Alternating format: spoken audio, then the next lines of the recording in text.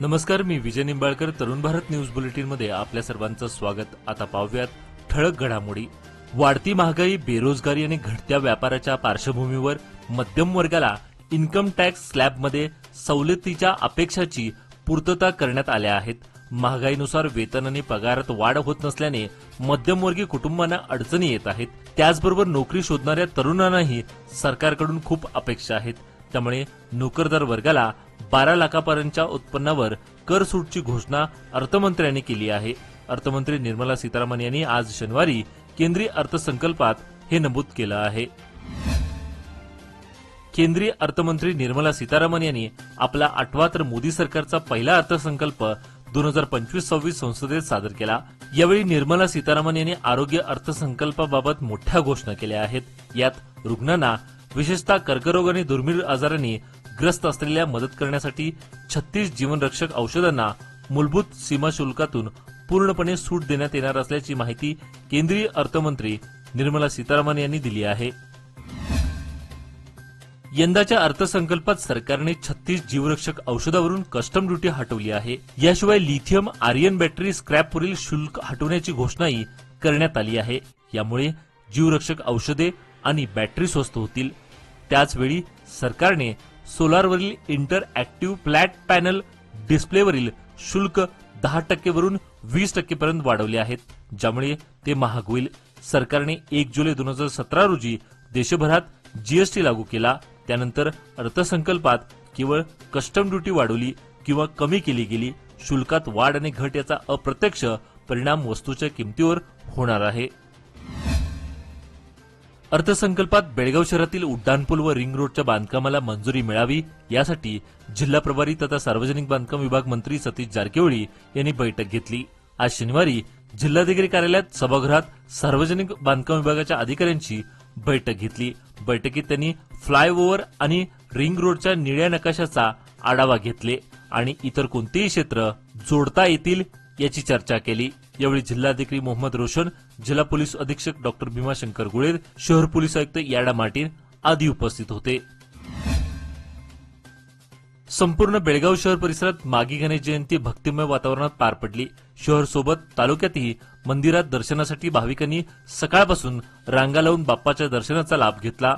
मंदिरात पहाटेपासून अभिषेक, महापूजा, अर्थशेष पठण, भजन, प्रवचन व महाप्रसाद आदी कार्यक्रमाचं आयोजन करण्यात आलं होतं. यासाठी जय्यत तयारी करण्यात आली होती. पहाटेपासून भाविकांची दर्शनासाठी मंदिर परिसरात गर्दी पाहायला मिळाली. बेळगाव शहरातील टिळकवाडी येथील श्री स्वयंभू गणेश मंदिरात श्री गणेश जयंतीनिमित्त विविध धार्मिक कार्यक्रमाचं आयोजन करण्यात आलं होतं. आज शनिवारी पहाटे मंदिराचे ट्रस्ट अध्यक्ष दामोदर भोसले यांनी विधिवत पूजा केली. भाविकांनी पहाटेपासून मंदिरात दर्शन घेण्यासाठी गर्दी केली होती. गणेश जयंतीनिमित्त मंदिरावर आकर्षक विद्युत रोषणाई करण्यात आली होती. त्याचबरोबर आज सकाळी अभिषेक, महापूजा, आरती करण्यात आली. सायंकाळी हंगरगे येथील भजनी मंडळाच्या तर्फे कार्यक्रम झाला. बेळगाव उत्तर मतदारसंघाचे आमदार आसिफ सेठ यांच्या वतीनं शाहूनगरसह विनायकनगर येथील मारुती कॉलनीमध्ये काल शुक्रवारी जनता दरबार आयोजित करण्यात आला होता. तेथील स्थानिक नागरिकांना भेटून त्यांच्या समस्या जाणून घेत त्या तक्रारीचं निवारण करण्यासाठी या जनता दरबारचं आयोजन करण्यात आलं होतं. यावेळी युवा नेते अमन सेठ यांच्यासह स्थानिक नगरसेवक सहभागी झाले होते.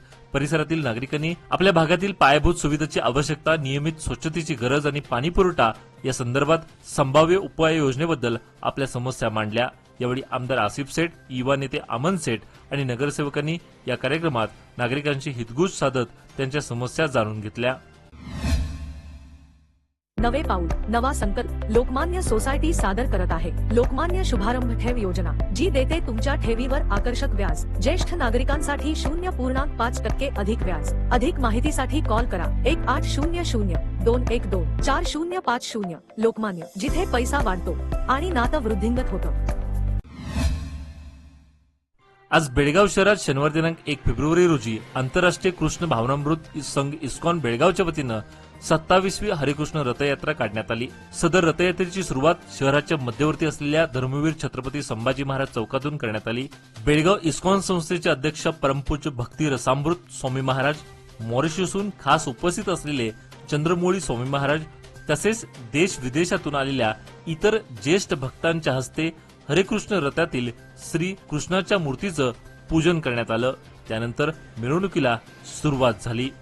धर्मवीर छत्रपती संभाजी महाराज चौकापासून सुरू झालेली ही रथयात्रा कॉलेज रोड, समादेव गल्ली, बेळगाव खडे बाजार, शनिवार खूट, गणपत गल्ली, मारुती गल्ली, किर्लोस्कर रोड, रामलिंग खिंड गल्ली, पाटील गल्ली मार्गे बेळगाव शहरातील विविध गल्ल्यातून गोवावेस मार्गे इस्कॉन मंदिरापर्यंत पोहोचली. उद्या रविवार दिनांक 2 फेब्रुवारी रोजी सकाळपासून विधिवत धार्मिक कार्यक्रम आयोजित करण्यात आले आहेत.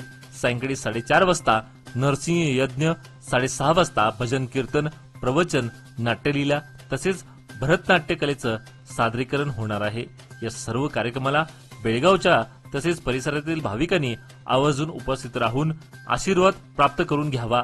तसेच मंदिरात येणाऱ्या भाविकांनी आपली वाहने शुक्रवार पेठेतील मंदिराबाहेरील रस्त्यावर पार्क करावी अशी विनंती इस्कॉनतर्फे करण्यात आली आहे. बेळगाव जिल्हा रुग्णालयात दिवसेंदिवस प्रसूती विभागातील बाळंतीण नवजात शिशु तसेच अर्भकाच्या मृत्यूचे प्रमाण वाढत चालले आहे. ही बाब चिंताजनक असून या संदर्भात चर्चा करण्यात आली. माजी नगरसेवकांच्या शिष्टमंडळाने जिल्हा रुग्णालयाचे संचालक डॉक्टर अशोक कुमार शेट्टी यांची भेट घेतली. यावेळी रुग्णालयातील सुविधा सुधारण्याबाबत माजी नगरसेवक व महापौर संघटनेच्या सदस्यांनी महत्वपूर्ण बैठक घेऊन सविस्तर चर्चा केली. या चर्चेवेळी बीमचे संचालक अशोक शेट्टी यांच्यासोबत रुग्णालयातील मूलभूत सुविधा, अत्याधुनिक तंत्रज्ञानाची कमतरता आणि तज्ज्ञ डॉक्टरांच्या अभावावर भर देण्यात आला. अनेक वेळी बीम्स रुग्णालयातील आपत्कालीन विभागाचा दूरध्वनी बंद असतो असे माजी महापौर विजय मोरे यांनी सांगत आक्षेप घेतला आणि याची त्वरित चौकशी करून ही समस्या दूर करण्याची मागणी केली. या बैठकीला माजी महापौर सरिता पाटील, माजी उपमहापौर रेणू गिल्लेकर, मालोजी अष्टेकर, रणजित चव्हाण पाटील आदी उपस्थित होते. बेळगाव महानगरपालिकेच्या नगरसेवकांनी चंदीगड महापालिकेच्या नुकतीच भेट घेतली. यावेळी चंदीगड स्मार्ट सिटीच्या कामाचा नगरसेवकांनी आढावा घेतला. स्मार्ट सिटीच्या कार्यालयाच्या बैठकीत नगरसेवक रवी साळुंके यांनी बोलताना अधिकाऱ्यांना देशातील विविध स्मार्ट सिटी अंतर्गत येणाऱ्या शहराचा कचरा नियोजन कसे केले जाते या संदर्भात प्रश्न उपस्थित केला. यावेळी त्यांना स्वच्छ आणि सुंदर शहर बनवण्यासाठी समर्पक उत्तर मिळाली. तसेच येणाऱ्या काळात शहराचा विकास आणि स्वच्छतेवर विशेष भर दिले जाणार असल्याचं त्यांनी सांगितले. बेळगाव महापालिकेच्या नगरसेवकांनी चंदीगड स्मार्ट सिटीचा अभ्यास दौरा यशस्वीरित्या पार पाडला. बेळगावातील सरस्वतीनगर स्वातंत्र्य सैनिक कॉलनी येथे मोठी घरफोडी झाल्याचा प्रकार नुकताच उघडकीस आला आहे. चोरी झाली त्यावेळेस घरात कोणी नव्हते. नेमकी संधी साधून चोरट्यांनी 250 ग्रॅम सोन्यासह 40,000 रुपये रोख आणि इतर मौल्यवान वस्तूवर डल्ला मारला.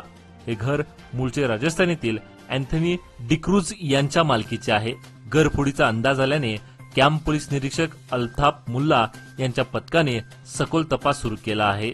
ठसे तज्ञांसह श्वान पथकाने चोराचा माग काढण्यात व्यस्त झाल्याचं दिसून आलं. दरम्यान शहरातील वाढत्या चोरीच्या घटनांबद्दल रहिवाशांनी चिंता व्यक्त केली आहे.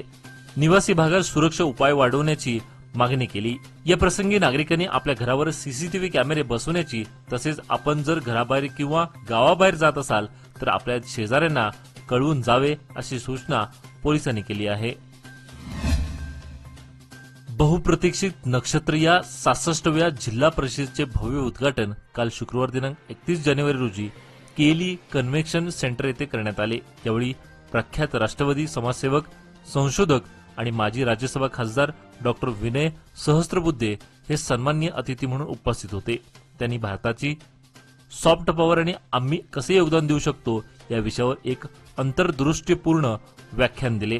या प्रसंगी रोटरीचे माजी प्रांतपाल रुचिर जानी, जिल्हा गव्हर्नर 3170, रोटेरियन शरद पै, परिषदचे अध्यक्ष Rotarian doctor Kamlakar Achrekar, Rotarian Ajay Memon तसेच परिषदचे सचिव रोटेरियन पराग भंडारे आदी उपस्थित होते. बेळगाव तालुक्यातील देसुरीतील एका 4 चाकी तयार करणाऱ्या कंपनीत शनिवारी दुपारी 4च्या सुमारास मोठी आग लागली.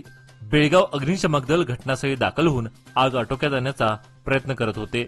आगीचे कारण अद्याप अस्पष्ट आहे.